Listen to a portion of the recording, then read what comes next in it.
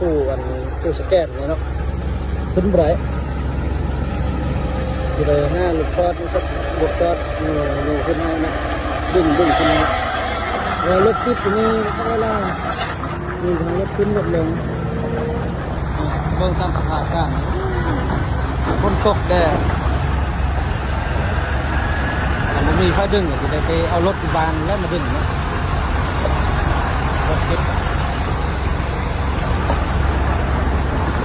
ขึ้นลงโอ้ยจักรยานแล้วนะ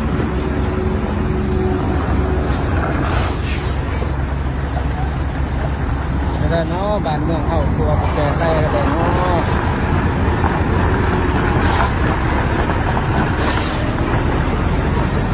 กันไปกันมากก็คือว่าลำบากเนาะฝนตกแต่ตอนฝนตกก็ยังลำบากหรอกเนาะฝนตกก็ชื้นแห้งหายแต่บุหัวเพิ่นกีแป้งตอนได้นะข้างแต่กีมันก็เปื้อนน้อยเดียวเนาะเปื้อนนิดนึงแล้วพอดีรถใหญ่เนาะรถบรรทุกนี่มันตั้งหนักเนาะมาฟี่ขึ้นเหยียบขึ้นเฮ็ดเป็นคุ้มเป็นบ่อเฮ็ดมาข้างมันเปื้อนแล้วมีไปเลยเนาะ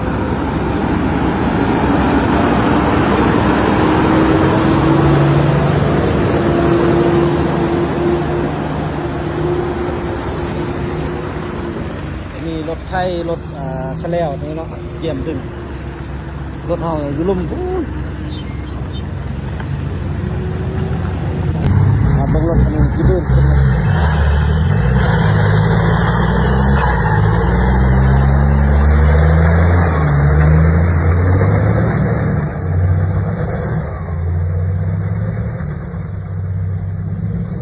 เบิ่งสิขึ้นหรือบ่ขึ้นเนาะ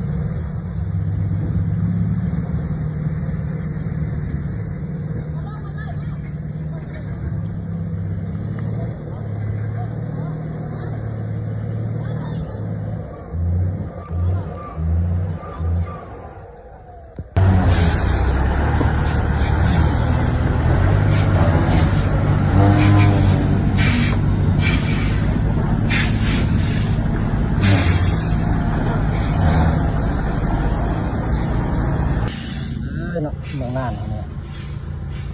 ถือว่าเรื่องเศรษฐกิจดีๆอยู่นะถือว่าปล่อยปละค่อนข้างเป็นอันนี้ใช่ปะ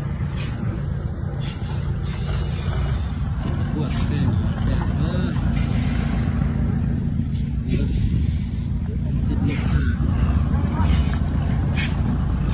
างมันดูแล้วนะมันดูเสียค่าดึงค่าแก้อีก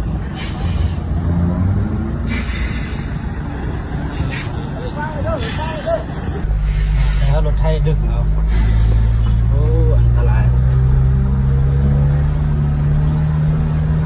มีทางขึ้นเลยนะขึ้นบ่ได้ถ้ารถไทยดึงเอา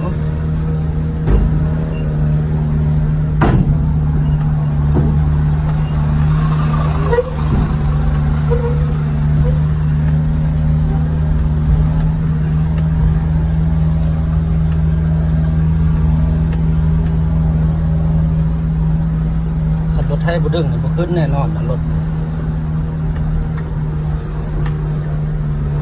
สภาพ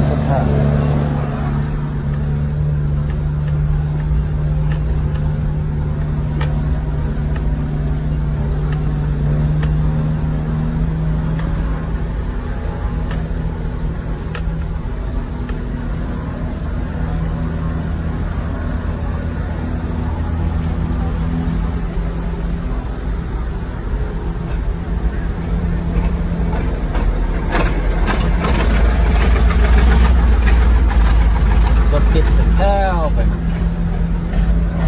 ในคณะเจนะคณะเจคนดึงฮะ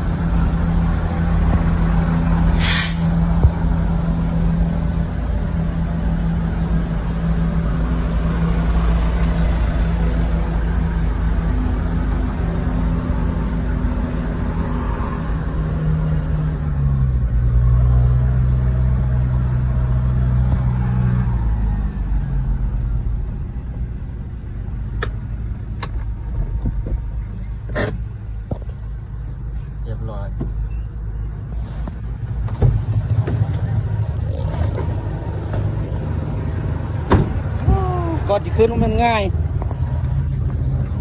นะเนาะโซเฟอร์ลอยนะ